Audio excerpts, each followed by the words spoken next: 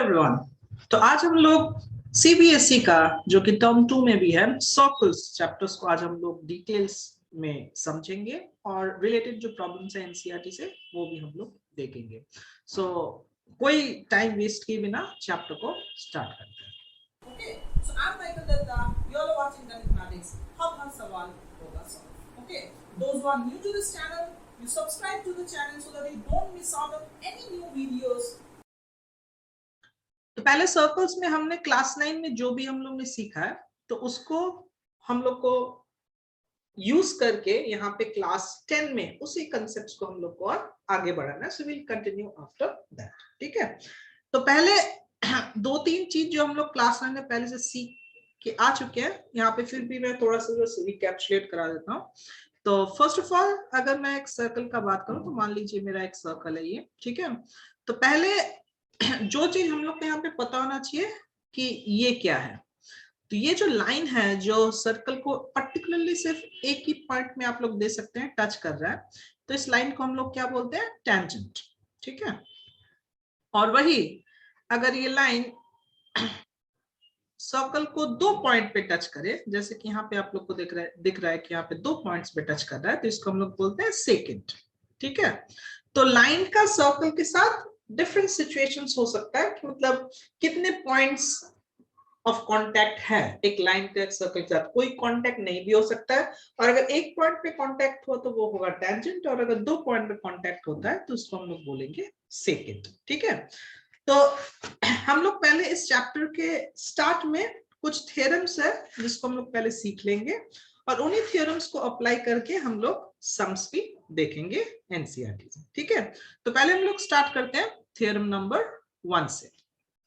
Theorem 1 में हम लोग को बोल रहा है कि the tangent at any point of a circle.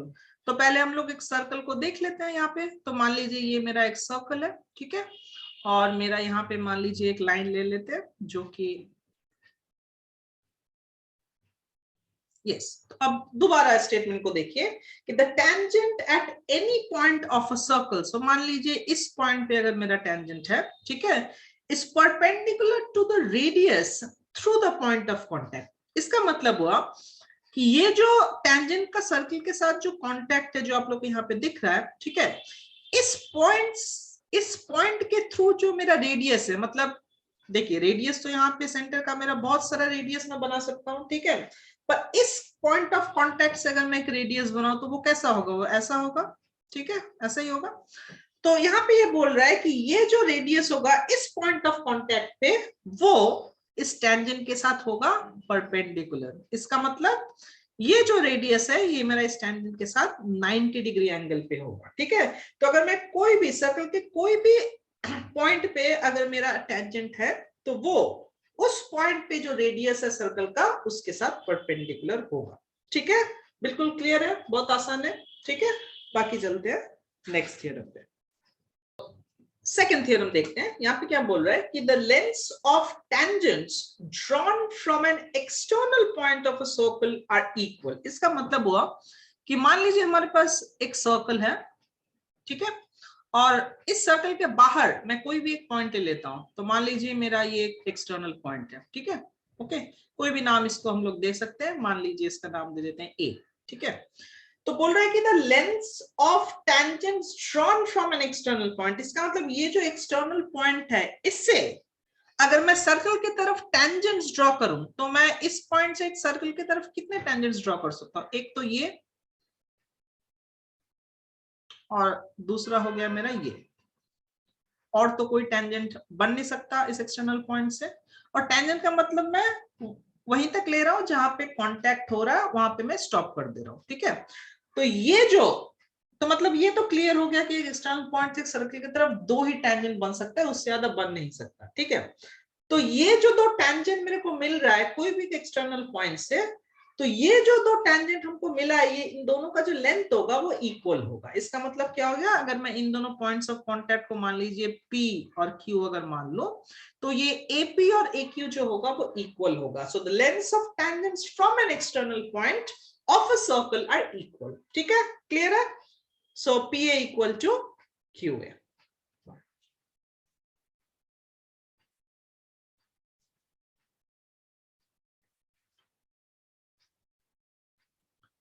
तो ये जो दो थ्योरम्स हैं ये बेसिक थ्योरम्स है।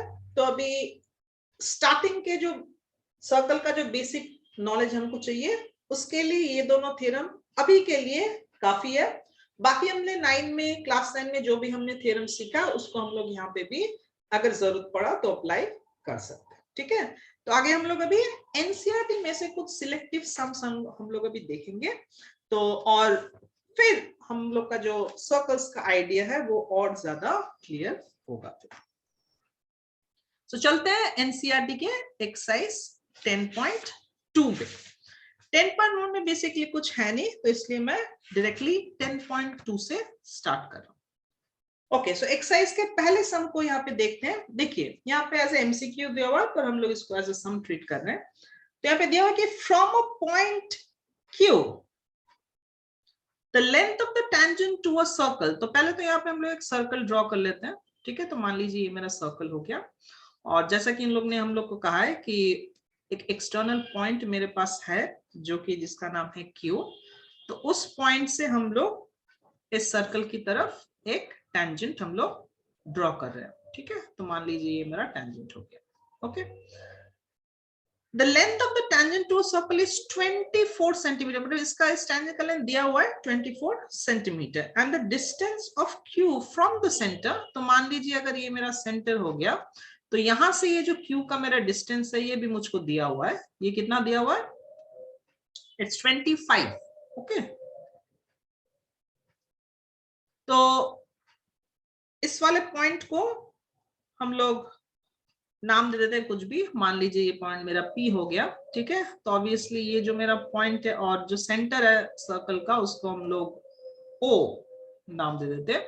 तो OP मेरा ऑब्वियसली रेडियस हो गया। ठीक है, तो हम लोग को क्वेश्चन में क्या पूछ रहा है कि radius, you find the radius of the circle. ठीक है, देखिए फर्स्ट ऑफ ऑल अगर मैं थ्योरम 1 को अप्लाई करूं तो हम लोग को पता है कि कोई भी टेंजेंट उस पॉइंट ऑफ कांटेक्ट के रेडियस के साथ 90 डिग्री पे होता है, मतलब परपेंडिकुलर होता है। तो ये तो मेरा 90 है। ठीक है, तो यहाँ पे हम लोग बोल सकते हैं कि फर्स्ट ऑफ ऑल हम लोग बोले कि in triangle OPQ angle OPQ is equal to 90 degree. यहाँ पे रीजनिंग हम लोग को लिखना होगा। यहाँ पे हम लोग लिखेंगे कि tangent is perpendicular to the radius. In short हम लोग लिख रहे हैं।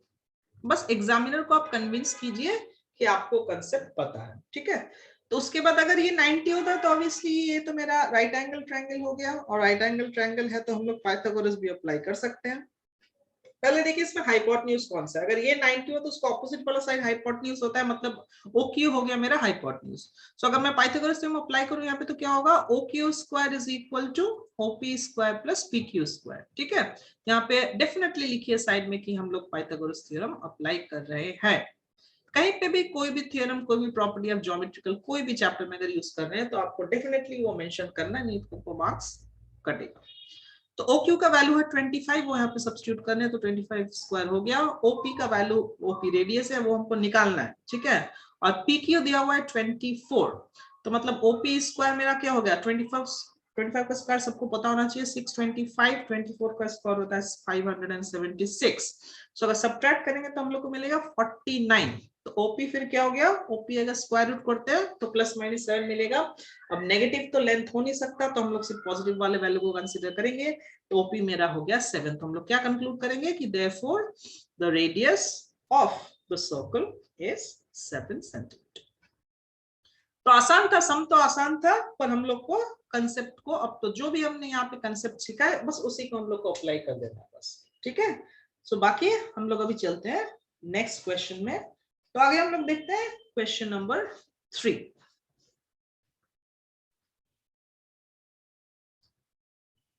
देखिए यहाँ पे बोल रहा है कि tangents PA and PB of a point P to a circle which. Okay, तो बेसिकली यहाँ पे जो कि पहले तो मेरे पास एक सर्कल है, तो पहले उसको ड्रॉ करेंगे। ये हम लोग का सर्कल है। फिर एक एक्सटर्नल पॉइंट है जो कि यहाँ पे हम उन लोग ने नाम दिया है P। तो उस P पॉइंट से इस सर्कल की तरफ दो टेंजेंट हम लोग ने ड्रॉ कर दिया। ठीक है, देखिए नाम इन लोग ने पहले ही बता रखा है कि इट्स PA और PB। ओके, अब सेंटर भी दिया हुआ है, इट्स नेम्ड एज ओ, ठीक है। बाकी क्या बोल रहा है, are inclined to each other at an angle 80, मतलब ये जो दो टेंजेंट है वो एक दूसरे के साथ 80 डिग्री के इंक्लिनेशन पे है, ठीक है। तो मतलब इन दोनों के बीच का एंगल जो हो गया वो 80 हो गया, ठीक है। बाकी अब क्या बोल रहा है कि एंगल POA, तो हम लोग को POA जो है ये एंगल हम लोग को निकालना है, ठीक है। तो यहाँ पे मैं एक छोटा सा कंस्ट्रक्शन कर देता हूँ, वो ये है कि इसको आसान बनाने के लिए कि यहाँ पे O और P जो है उसको हम लोग ज्वाइन कर देते हैं, ठीक है। तो इसलिए मैंने डॉटेड लाइन से यहाँ पे रिप्रेजेंट किया, तो यहाँ पे लिख देते हैं कंस्ट्रक्शन को जो भी मेरा है कि ज्वाइन O and P, ठीक है। तो यहाँ पे अभी देखिए, अगर यहाँ पे मेरे को अगर OAP और POA जो भी आप बोले अगर ये निकालना है तो मुझे इस ऊपर वाले ट्रायंगल में काम करना होगा। ऊपर वाले ट्रायंगल में OAP तो मेरा 90 पहले से हम लोग को पता ही है, रेडियस और टेंजेंट का एंगल, ठीक है। अब अगर मेरा ये वाला एंगल निकल गया तो मैं POA इजिली निकाल सकता हूँ, ठीक है। अच्छा अब देखिए, इस एंगल को निकालने के लिए पहले मुझे ये पता होना चाहिए कि इन दोनों एंगल के बीच का रिलेशन हम लोग को पता होना चाहिए। देखिए देखने से तो लग रहा है कि दोनों इक्वल है, पर डायरेक्टली हम लोग बोल नहीं सकते, तो हम लोग को ये आइदर कोई कंसेप्ट यूज करना होगा या फिर इसको प्रूफ करना होगा, ठीक है। ये डिफरेंट तरीके से हो सकता है। तो पहले हम लोग क्या करते हैं, यहाँ पे कॉन्ग्रुएंसी अप्लाई करते हैं, ठीक है। तो in triangle POA and triangle POB इन दोनों को कॉन्ग्रुएंट दिखाते हैं, जो कि ज्यादा मुश्किल होगा नहीं दिखाना। पहले अच्छा पहले ये मेंशन कर दीजिए ऊपर पहले ही कि एंगल PAO इक्वल टू 90 और एंगल PBO इक्वल टू 90, ठीक है। एक ही रीजन होगा दोनों का कि angle between tangent and radius. उसके बाद जैसे कि हम लोग ने इसको बोल दिया, उसके बाद कॉन्ग्रुएंसी को स्टार्ट करेंगे इन दोनों ट्रायंगल में। पहले तो हम लोग ये बोलेंगे कि PA is equal to PB। Theorem number 2 apply कर रहे हैं, tangents from an external point are equal, ठीक है। यहाँ पे लिख देंगे tangents from an external point. पूरा आपको स्टेटमेंट नहीं लिखना है, बस इन शॉर्ट लिखिए ताकि एग्जामिनर को ये पता चल जाए कि आपको कंसेप्ट पता है। इसके बाद अब OA इक्वल टू OB हम लोग बोल सकते हैं because these are radii of the same circle, ठीक है, वो लिख देंगे यहाँ पे। और लास्ट में यहाँ पे आप लोग 90 डिग्री वाला बात बोल सकते हैं कि angle PAO is equal to angle PBO, both are 90. So 3 conditions are satisfied, so therefore triangle POA is congruent to triangle POB। पर ये भी देखना हो कि हम लोग कौन सा यहाँ पे यूज करेंगे क्राइटेरिया। PA PB तो ठीक है, OA OB भी ठीक है, ये 90 मतलब यहाँ पे SAS सेटिस्फाई कर रहा है, तो यहाँ पे हम लोग लिखेंगे SAS। यहाँ पे RHS से भी हो जाता है अगर हम लोग कॉमन साइड लेते तो, ठीक है। तो जैसे ही कॉन्ग्रुएंसी हमारा हो चुका है प्रूफ, उसके बाद हम लोग बोल सकते हैं कि therefore angle OPA is equal to angle OPB। CPCD से बिल्कुल बोल सकते हैं। और अगर ये दोनों इक्वल है तो दोनों 80 का हाफ होना चाहिए, ठीक है। तो मतलब दोनों का वैल्यू कितना हो गया, 40 डिग्री हो गया। अब आप लोग इजिली ऊपर वाले ट्रायंगल पे एंगल सम प्रॉपर्टी अप्लाई कीजिए। सो इन ट्रायंगल OAP क्या क्या आ गया, पहले तो आ गया 90 डिग्री प्लस ये वाला मेरा हो गया 40 प्लस एंगल POA, ये तीनों का सम कितना होगा 180 डिग्री। यहाँ पे लिखेंगे एंगल सम प्रॉपर्टी। बिल्कुल कहीं पे भी आप, जैसे मैंने पहले भी कहा कि कहीं पे भी आप कोई भी प्रॉपर्टी या थ्योरम अप्लाई करते हो डेफिनेटली आपको मेंशन करना है। सो POA आपका हो गया 180 डिग्री माइनस 130 डिग्री, तो फाइनल आंसर कितना आ गया फिर 50 डिग्री। सो 50 डिग्री आपका करेक्ट आंसर होगा, ठीक है। तो ये जो दोनों सम्स थे आई थिंक अभी आपको क्लियर हो गया होगा। सिंपल सम्स थे, बट यही है कि आपको बस कंसेप्ट यहाँ पे अप्लाई करना है, ठीक है। यहाँ तक तो शायद क्लियर है। बाकी हम लोग अभी चलेंगे नेक्स्ट क्वेश्चन। उसके बाद के 2-3 सम्स काफी इजी है, पाइथागोरस और ये सब छोटे मोटे कंसेप्ट से हो जाएंगे। तो हम लोग अभी नेक्स्ट अभी चलेंगे क्वेश्चन नंबर 8 में। ठीक है, क्वेश्चन नंबर 8 में बोल रहा है कि a quadrilateral ABCD is drawn to circumscribe a circle। तो पहले यहाँ पे फिगर को पहले देख लीजिए, फिगर जो दिया उसको पहले बना लेते हैं, ठीक है। तो क्वाड्रिलेटरल के अंदर एक हम लोग के पास एक सर्कल दिया हुआ है, ठीक है, क्वाड्रिलेटरल भी आपको क्लियरली दिखाई दे रहा है। तो हमारे पास ये मेरा जो है फिगर है, एकदम एग्जैक्टली तो बनाना मुश्किल है, पर हाँ थोड़ा नियर बाई दिखने में अगर है तो फिर ठीक है। एकदम एग्जैक्टली तो आप बना वैसे भी नहीं सकते, चलिए अगर बनाते तो फिर तो बहुत बढ़िया है, पर ऐसे बने कि कम से कम समझ में आए, ठीक है। तो देखिए जैसे ये मेरा बन गया, तो यहाँ पे जैसे कि हम लोग को बोल रहा है कि हमको ये दिखाना है, तो यहाँ पे लिख देते हैं कि to prove AB plus CD is equal to AD plus BC। देखिए सम तो है बहुत इजी, पर यहाँ पे बस एक चीज दिमाग में रखना होता है, वो मैं आप लोग को बताता हूँ कि क्या। देखिए लेफ्ट में जो भी दो साइड्स हैं क्वाड्रिलेटरल के, तो हम लोग यहाँ पे कुछ रिलेशंस फॉर्म करने वाले हैं। तो जब रिलेशंस फॉर्म करेंगे तब एक ही चीज हम लोग के दिमाग में होना चाहिए कि AB और CD का अगर कोई भी पार्ट ले रहे हैं तो वो हमको लेफ्ट साइड में रखना है, और अगर AD और BC का कोई भी पार्ट ले रहे हैं तो हमको राइट साइड में रखना है। देखिए कैसे। तो फर्स्ट ऑफ ऑल आप लोग जो वर्टिसेस हैं जो क्वाड्रिलेटरल के, चारों वर्टिसेस मतलब ABCD, इन पर कॉन्सेंट्रेट करना है हमको, ठीक है। तो मैं एक एक करके बता रहा हूं। पहले हम लोग वर्टेक्स A पे कॉन्सेंट्रेट करते हैं। तो वर्टेक्स A पे, तो A से मेरा सर्कल की तरफ दो टेंजेंट जा रहा है, तो डेफिनेटली इक्वल होना चाहिए, ठीक है। क्या है? AP और AS। अब AP जो है वो AB का एक पार्ट है, तो जैसे कि मैंने पहले कहा अगर AB का और CD का अगर कोई भी पार्ट लेते हैं तो उसको आप हमेशा कोशिश कीजिए लेफ्ट में रखने का, इस प्रूफ के लिए। तो यहाँ पे हम लोग लिखेंगे कि AP is equal to AS, ठीक है, tangents from an external point. उसी तरीके से अब B की तरफ कॉन्सेंट्रेट कीजिए। B से सर्कल की तरफ भी दो टेंजेंट जा रहा है, तो सेम लॉजिक हम लोग बोलेंगे PB equal to BQ। PB क्योंकि AB का पार्ट है तो इसलिए मैंने लेफ्ट में रखा है, ठीक है। नेक्स्ट अब चलते हैं C पे। तो C से भी सर्कल की तरफ दो टेंजेंट आ रहे हैं तो दोनों इक्वल होंगे। अच्छा, अब CB जो है वो CD का पार्ट है, उसको इसलिए लेफ्ट में रखेंगे। सो BC इक्वल टू QC, और D वाले के लिए भी सेम टेक्निक है, BB इक्वल टू DS। अब चारों का रीजन एक ही है, एक ही साथ हम लोग लिखेंगे यहाँ पे tangents from an external point, ठीक है, tangents from an external point. हम चारों को इक्वेशन 1, 2, 3 और 4 ऐसे करके हम लोग नाम दे देते हैं। अब कुछ नहीं करना है, बस सिंपली चारों को ऐड कर देना है। सो 1 + 2 + 3 + 4। तो लेफ्ट में जो भी आ रहा है उसको आप बस एक साथ लिख लीजिए, AP + PB + BC + DB, और राइट साइड में AS + BQ + QC + DS। अब देखिए ये एक्चुअली क्वाड्रिलेटरल्स के चारों साइड्स को फॉर्म करेंगे, तो आपको बस एक साथ लिखना है, ठीक है। जैसे कि AP + PB AB को फॉर्म करता है, तो इन दोनों को एक साथ हम लोग लिख रहे हैं। BC और DB भी एक साइड फॉर्म करेगा, तो उसको हम लोग एक साथ लिखेंगे। अब राइट साइड में AS के साथ मुझे DS चाहिए, ठीक है, तो AS और DS को एक साथ लेके आइए, और BQ और QC को एक साथ रहने दीजिए, ठीक है, हो गया। बाकी अब लेफ्ट में देखिए, तो लेफ्ट में मेरा AP + PB AB बनता है, BC + DB CD बनता है, और राइट साइड में AS + DS मेरा बनेगा AD, और BQ + QC बनेगा BC। सो ये प्रूव करना था, तो हो चुका है। तो बाकी आप लोग अब बस फाइनली कंक्लूड कीजिए, हेंस प्रूव्ड। तो सम सिंपल था, बस एक ही चीज जैसा कि मैंने आपको कहा कि बस आपको ये दिमाग में रखना है कि क्योंकि AB और CD मुझे लेफ्ट साइड में चाहिए, तो AB और CD के जो पार्ट्स है वो लेफ्ट में रखने हैं, और AD और BC के जो पार्ट्स है वो राइट में रखने हैं, ठीक है। तो ये हो गया आपका क्वेश्चन नंबर 8। ओके, क्लियर है।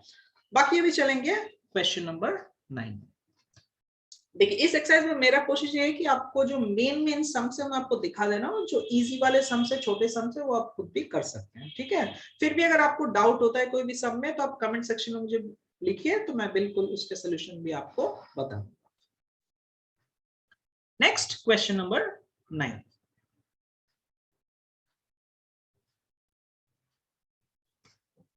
ओके, तो स्टार्ट करते हैं क्वेश्चन नंबर 9 से। तो ये फिगर दिया हुआ है, यहाँ पे बोला है कि xy and x' y' are two parallel tangents। तो मतलब xy is parallel to x' y'। Okay, और सर्कल का सेंटर O है और एक टेंजेंट है AB जो कि सर्कल को C पॉइंट में टच करता है। तो हमको ये दिखाना है कि एंगल AOB 90 है। ठीक है, ये मेरा टारगेट है। देखिए अब यहाँ पे जितने भी ज्योमेट्रिकल प्रूफ्स हैं, ये पहले आप समझिए कि यहाँ पे जो ज्योमेट्रिकल प्रूफ्स है वो कोई भी एक तरीके से नहीं होता है। मतलब यहाँ पे जितने भी सम्स हैं, जो भी प्रूफ्स हैं, उसको डिफरेंट अप्रोच और डिफरेंट मेथड से हम लोग प्रूफ कर सकते हैं। एक ही मेथड नहीं होता है प्रूफ करने का कोई भी सम। तो ऐसा जरूरी नहीं है कि यहाँ पे जो मैंने जो मेथड देखा आप बस उसी को फॉलो कीजिए। और भी कोई अगर आपको लॉजिकल मेथड्स अगर आपको मिलता है या आप लोग प्रूफ कर सकते हैं खुद से भी, तो आप डेफिनेटली यूज कर सकते हैं। कोई भी ऐसे सम के लिए सेम नहीं है या फिर एक ही मेथड नहीं होता है प्रूफ करने का, डिफरेंट मेथड्स होते हैं। तो जो भी आपको इजी लगे आप डेफिनेटली उसको आप यूज कर सकते हैं। ठीक है, तो पहले यहाँ पे एक छोटा सा चीज करेंगे, वो कि एक छोटा सा कंस्ट्रक्शन है, वो कि हम लोग O और C को ज्वाइन करेंगे। ठीक है,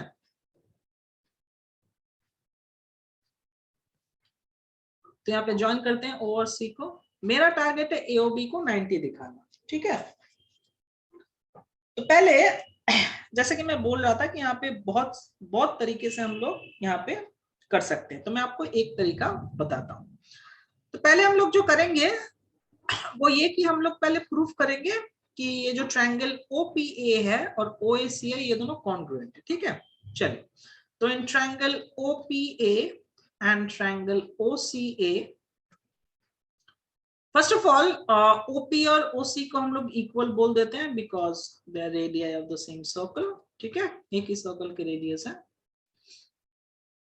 देखिए यहाँ पे हम लोग जो रेडियाई लिखते हैं वो कुछ नया कुछ चीज नहीं है, वो रेडियस का प्लूरल फॉर्म होता है। जिसको नहीं पता है उनके लिए मैं बता रहा हूँ कि रेडियाई जो है वो रेडियस का प्लूरल फॉर्म है। तो अगर एक रेडियस है तो हम लोग रेडियस बोलते हैं, और अगर एक से ज्यादा है तो उसको हम लोग रेडियाई बोलते हैं, because it's a plural form of radius. ठीक है, तो नेक्स्ट हो गया मेरा OA equal to OA because it's a common side, और हम लोग PA और CA को इक्वल बोल सकते हैं because they are tangents from an external point. तो तीनों कंडीशन सेटिस्फाई हो गए। तो SSS से हम लोग इन दोनों को क्या बोल सकते हैं, बोल सकते हैं कॉन्ग्रुएंट। ठीक है, नाउ अब क्योंकि ये दोनों ट्रायंगल कॉन्ग्रुएंट हो चुके हैं, तो यहाँ पे चार एंगल्स में यहाँ पे मार्क कर देता हूं। Angle 1, angle 2, angle 3, angle 4। ठीक है, तो यहाँ पे एंगल 1 और एंगल 2 इक्वल हो जाएंगे फिर बाय CPCT। ठीक है, कोई दिक्कत नहीं है। अब सिमिलरली नीचे के दो ट्रायंगल जो हैं, जैसे कि ट्रायंगल OCB और ट्रायंगल OQB, ये दोनों भी कॉन्ग्रुएंट होंगे एक ही तरीके से। तो मुझे फिर से दिखाने की जरूरत नहीं, हम लोग सिमिलरली बोल सकते हैं क्योंकि सेम लॉजिक से वो दोनों भी प्रूव होंगे। और वहां से फिर हम लोग को मिलेगा कि angle 3 equal to angle 4 by same logic CPCT। ठीक है, अब यहाँ पे देखिए अगर फिगर को मैं ध्यान से देखूं, ये जो चार एंगल है, angle 1 plus angle 2 plus angle 3 plus angle 4, अब ये तो एक स्ट्रेट एंगल है POQ। ठीक है, तो ऑब्वियसली ये तो 180 डिग्री होगा, यहाँ पे लिख देंगे स्ट्रेट एंगल। उसी के हम लोग उसी स्ट्रेट एंगल को हम लोग ने तोड़ के चार एंगल्स के सम के साथ में लिखा है। तो यहाँ पे जो भी दो पेयर्स इक्वल है, जैसे कि एंगल 1 और एंगल 2, तो यहाँ पे देखिए मेरे को AOB को 90 दिखाना है। तो AOB एंगल के अंदर जो जो एंगल है बस उन्हीं को रखेंगे, और जो जो AOB के अंदर नहीं है उसको हम लोग हटा देंगे, रिप्लेस कर देंगे। ठीक है, जैसे कि एंगल 1 मेरे को नहीं चाहिए, तो एंगल 1 के जगह पे मैं क्या लिख दूंगा, एंगल 2, बिकॉज 1 और 2 इक्वल है, हमने पहले ही प्रूफ किया है। ठीक है, और जैसे एंगल 4 भी मुझे नहीं चाहिए, तो एंगल 4 को मैं एंगल 3 से रिप्लेस कर दूंगा। ठीक है, तो यहाँ पे दोनों का ट्वाइस हो जाएगा। So twice of angle 2 plus angle 3 will be 180 degree. इसका मतलब एंगल 2 प्लस एंगल 3 मेरा हो गया 90 डिग्री। ठीक है, सिंपल है। तो एंगल 2 प्लस एंगल 3 और कुछ नहीं है, बस एंगल AOB है। तो मतलब यहाँ पे मैं बस लिख दूंगा कि angle AOB equal to 90 degree. ये प्रूफ करना था तो फिर हो गया बस, हेंस प्रूव्ड। ये बहुत इंपॉर्टेंट सम है, एग्जाम्स में बहुत कॉमन है। तो अगर आपने इस सम को समझ लिया है तो आप एग्जाम में, कोई भी एग्जाम में आए तो उसको कर सकते हैं। ठीक है, तो हो गया हम लोग का क्वेश्चन नंबर 9। नेक्स्ट अभी हम लोग चलेंगे क्वेश्चन नंबर 12 में। ठीक है, चलिए क्वेश्चन नंबर 12 को देख लेते हैं।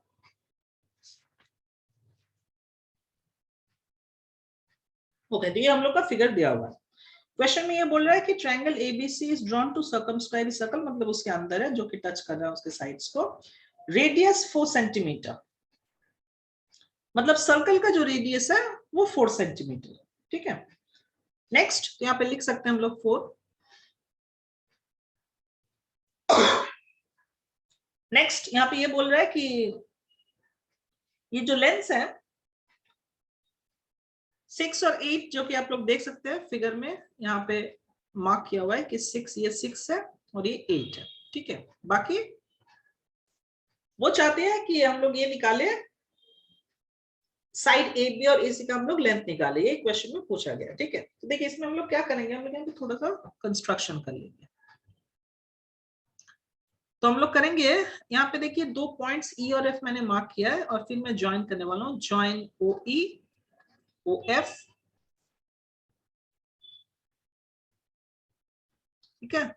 उसके बाद ओ ए को ज्वाइन करेंगे, ओ बी को ज्वाइन करेंगे और ओ सी को ज्वाइन करेंगे, ऐसे, ठीक है। अब इसका रीजन क्यों हम लोग ज्वाइन करें वो अभी आप लोग को पता चल जाएगा। तो पहले हम लोग को पहले से ये पता ही है कि tangents from an external point are equal, तो उस लॉजिक से बीई जो होगा वो बीडी के साथ इक्वल होना चाहिए, तो दोनों हो जाएंगे 8, ठीक है। फिर CF CD के साथ इक्वल होगा, इट विल बी 6, और AF और AB भी इक्वल होंगे बाय द सेम लॉजिक, उनके वैल्यूज तो हमको पता नहीं, दोनों को हम लोग X अज्यूम कर लेते हैं, से, ओके। और इन तीनों का लॉजिक एक ही है, tangents from an external point.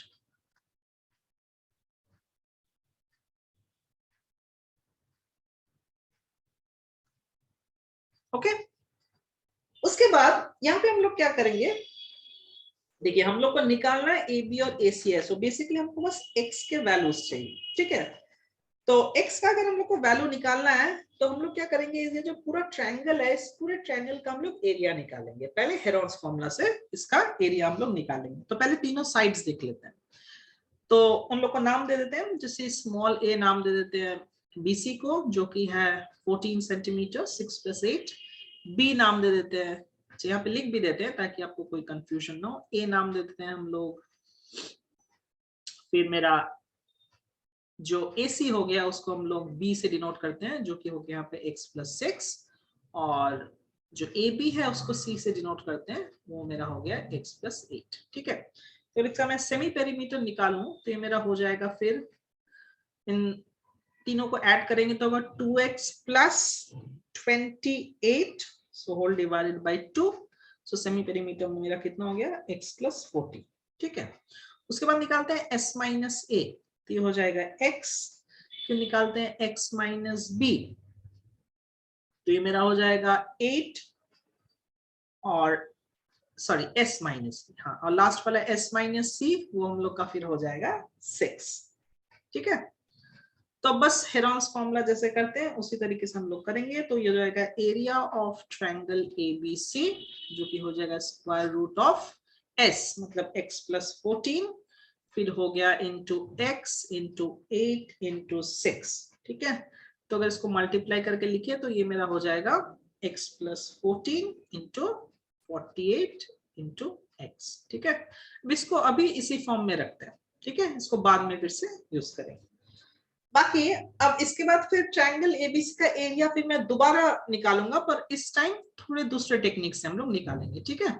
देखिए अब क्या करने वाला, तो हम लोग इस पूरा जो ये पूरा एबीसी ट्रायंगल है, इसको अगर मैं विजुअलाइज करूं तो 3 ट्रायंगल के सम के हिसाब से मैं विजुअलाइज कर सकता हूं।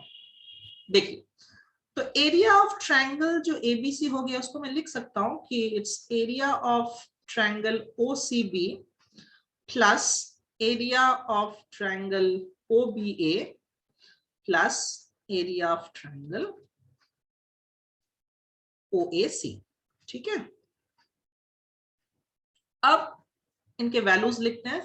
So area of triangle OCB को ध्यान से देखिए, अब ये तो मेरा परपेंडिकुलर है, रेडियस टू टेंजेंट पता ही है, तो यहाँ पे हम लोग half into base into height वाला फॉर्मूला यूज करेंगे। सो हो जाएगा हाफ इंटू OD, तो OD का वैल्यू हम लोग को पहले से पता ही है 4, इंटू 14, ठीक है, plus area of triangle OBA वो हो जाएगा हाफ इंटू 4, OEB रेडियस है तो वो भी 4 ही होगा, इंटू x प्लस 8, और जो लास्ट वाला है वो मेरा इन द सेम वे ये हो जाएगा half into 4 into x plus 6, ठीक है, ये आ गया।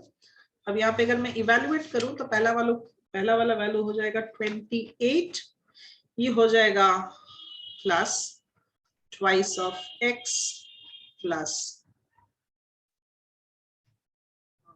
16 and the last one will be twice of x plus 12, तीनों को ऐड करेंगे तो ये आ जाएगा 4x plus 56, ठीक है। अब देखिए एरिया ऑफ ट्रायंगल ABC मैंने 2 बार निकाला है तो दोनों का वैल्यू सेम होना चाहिए, so we can say according to question square root of 48 into x plus 14 into x should be same as 4x plus 56, ठीक है, दोनों साइड स्क्वायर करिए तो इसको स्क्वायरिंग बोथ साइड्स अगर करेंगे तो यहाँ से स्क्वायर रूट हट जाएगा, ठीक है, तो यहाँ पे हो जाएगा x plus 14 into x into 48 और राइट साइड में स्क्वायर है। तो आप लोग इसको सॉल्व करेंगे तो अभी सोल्यूशन में पूरा दिखा नहीं रहा, आप लोग ये खुद से भी सॉल्व कर सकते हैं सिंपली। तो अगर इसको आप सॉल्व करेंगे तो मैं आपको वैल्यू बता देता हूँ, इसका वैल्यू जो आएगा आपको वो होगा x का वैल्यू 7 आएगा, ठीक है, और एक नेगेटिव वैल्यू भी आएगा पर उसको आप रिजेक्ट कर देंगे क्योंकि लेंथ नेगेटिव हो नहीं सकता, तो पॉजिटिव वाला जो वैल्यू है वो 7 आएगा, ठीक है। तो x का वैल्यू अगर 7 आ गया तो मैं तीनों साइड्स इजीली निकाल सकता हूँ, तीनों मतलब जो दो साइड्स उन लोग ने हमको पूछा है। तो AB क्या हो जाएगा, AB हो जाएगा 7 प्लस 8 जो कि हो जाएगा 15 सेंटीमीटर्स, और AC हो जाएगा 7 प्लस 6 जो कि होगा 13 सेंटीमीटर। सो ये है हमारा क्वेश्चन नंबर 12, ठीक है। और एक सम देखेंगे, then will be done with circles from NCERT. Next हम लोग देखेंगे क्वेश्चन नंबर 13, बहुत इंपॉर्टेंट है और बहुत कॉमन है एग्जाम्स के लिए, ठीक है। तो क्वेश्चन नंबर 13 पहले इसको समझते हैं कि क्वेश्चन में क्या बोल रहा है। Prove that the opposite sides of a quadrilateral circumscribing a circle subtend supplementary angles at the center of the circle. Obviously अब इसको पढ़ के तो कुछ समझ में नहीं आया होगा, ठीक है, तो इसलिए पहले इसको फिगर से समझते हैं। तो मान लीजिए ये मेरा हो गया सर्कल, पहले हम लोग क्वाड्रिलैटरल को बना लेते हैं, ठीक है। तो बोला है क्वाड्रिलैटरल सर्कमस्क्राइबिंग अ सर्कल, मतलब कुछ नहीं, क्वाड्रिलैटरल के अंदर सर्कल है in such way that it will touch its sides. तो मान लीजिए ये मेरा हो गया क्वाड्रिलैटरल ABCD, इसको नाम दे देते हैं, और ये मेरा सर्कल है जिसका सेंटर हम लोग नाम दे देते हैं O, ठीक है। अब कुछ नहीं करेंगे, बस इसको पहले स्टार्ट करेंगे ऐसे कि let ABCD be the quadrilateral circumscribing the circle. ये हम लोग लिखेंगे क्या, थ्योरेटिकल प्रूफ है, सब कुछ लिखना होगा। Circumscribing the circle centred at O, ठीक है। उसके बाद कुछ नहीं करना है, यहाँ पे बस हम लोग ये जो सेंटर है उसको अब ज्वाइन करेंगे। पहले तो जो वर्टेक्स है उनके साथ ज्वाइन करेंगे लाइक दिस, और जो पॉइंट्स ऑफ इंटरसेक्शन है उनके साथ भी हम लोग ज्वाइन करने वाले हैं, ठीक है। और ये हम लोग को लिखना भी होगा लाइक दिस। इनको नाम दे देते हैं PQRS, और यहाँ पे कंस्ट्रक्शन में हम लोग लिखेंगे join OA, OP, OC, OD, OP, OQ, OR and OS, ठीक है। नाउ अब समझते हैं क्वेश्चन को। The opposite sides of the quadrilateral, so कोई भी एक ऑपोजिट पेयर ले लीजिए क्वाड्रिलैटरल का, मान लीजिए AB और CD को अगर बोलेंगे subtend supplementary angles of the centre, इसका मतलब हुआ कि ये जो तो साइड से ऑब्वियसली, अगर मैं पहले AB का बात करूं तो AB सेंटर पे एक एंगल सबटेंड कर रहा है ना, ये वाला है वो एंगल AOB, करेक्ट। और जो DC एंगल है वो सेंटर में ये वाला एंगल सबटेंड कर रहा है DOC, ठीक है। तो ये दोनों सप्लीमेंट्री होगा, ये तो जो एंगल है AOB और DOC ये सप्लीमेंट्री होगा, ऐसा हमको प्रूफ करना है। That is what they are saying, that prove that the opposite sides of quadrilateral circumscribing a circle subtend supplementary angles at the center. तो अभी आप लोग को समझ में आ गया होगा कि क्वेश्चन में क्या पूछ रहा है, ठीक है। तो अब ये तो एक पेयर होगा, हम लोग को दोनों पेयर्स के लिए दिखाना है। तो यहाँ पे लिखते हैं टू प्रूव। तो पहले पेयर के लिए लिखेंगे कि angle AOB plus angle COD equal to 180 degree. हम लोग को पता ही है सप्लीमेंट्री दिखाने का मतलब कुछ नहीं है, इस सम को 180 दिखाना है। और दूसरे पेयर के लिए होगा COB plus AOD equal to 180 degree. देखिए दोनों को हम लोग को अलग से दिखाना नहीं है, एक ही को दिखाएंगे और दूसरा वाला बोलेंगे सिमिलरली, क्योंकि लॉजिक एक ही है प्रूफ का, ठीक है।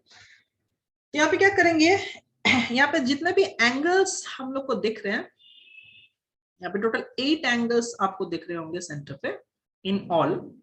तो ये जो 8 एंगल्स हैं इनको हम लोग पहले नेम कर देंगे, ठीक है, कि 1 2 3 4 5 6 7 8।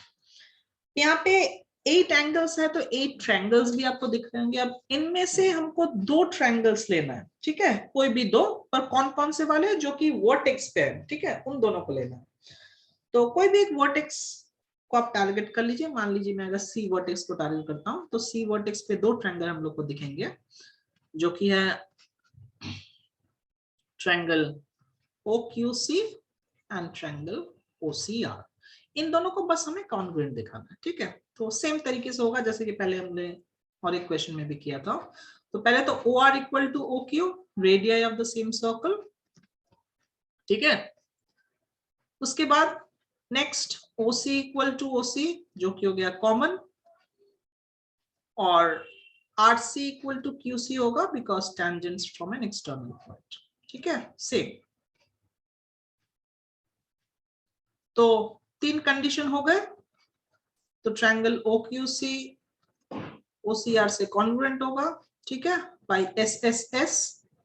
और अगर कॉन्ग्रुएंट है तो मैं बोल सकता हूं कि एंगल 4 इक्वल टू एंगल 5, ठीक है, by CPCT। Now in the same way बाकी पेयर्स को भी हम लोग बोल देंगे कि इक्वल है। जैसे कि यहाँ पे आप लोग फिर बोलिए कि similarly angle 6 equal to angle 7, angle 1 equal to angle 8 and angle 2 equal to angle 3, ठीक है। बस अब कुछ नहीं करना है, बाकी ऑलमोस्ट हम लोग का प्रूफ हो चुका है। बाकी बस हम लोग के यहाँ पे कंप्लीट एंगल अप्लाई करना है। So angle 1 plus angle 2 plus angle 3 plus angle 4 plus angle 5 plus angle 6 plus angle 7 plus angle 8, ये हो गया हम लोग का 360 डिग्री, ठीक है। तो अब जो पेयर्स इक्वल जो हम लोग को रखना है बस उन्हीं को रखेंगे। जैसे मेरे को AOB और COD के लिए 1 2 6 5 चाहिए, बाकी को हम रिप्लेस कर देंगे, ठीक है। सो 1 प्लस 2 प्लस 3 के जगह में हम लोग लिखेंगे 2, 4 के जगह पे हम लोग लिखेंगे 5, 5 और 6 चाहिए, 7 की जगह पे लिखेंगे 6, 8 की जगह पे लिखेंगे 1। सब ट्वाइस हो गया तो हो जाएगा twice of angle 1 plus angle 2 plus angle 5 plus angle 6, ये हो गया 360 डिग्री। इसका मतलब हो गया angle 1 plus angle 2 plus angle 5 plus angle 6 हो गया 180 डिग्री। एंगल 1 प्लस एंगल 2 मेरा हो गया एंगल AOB और एंगल 5 प्लस एंगल 6 हो गया COD। ये हो गया प्रूफ, ठीक है। और सिमिलरली दूसरा वाला भी बोलेंगे कि देखो similarly BOC plus AOD equal to 180 degree. So ये हो गया आपका क्वेश्चन नंबर 13 का, ठीक है। तो अभी हम लोग ने जितने भी सम देखे आपको अभी कंसेप्ट सर्कल्स का क्लियर हो गया होगा। So I hope you all are quite confident now. तो बाकी आज के लिए इतना ही, बाकी दूसरा अभी नया कंसेप्ट हम लोग अभी नेक्स्ट वीडियो में देखेंगे। Thank you.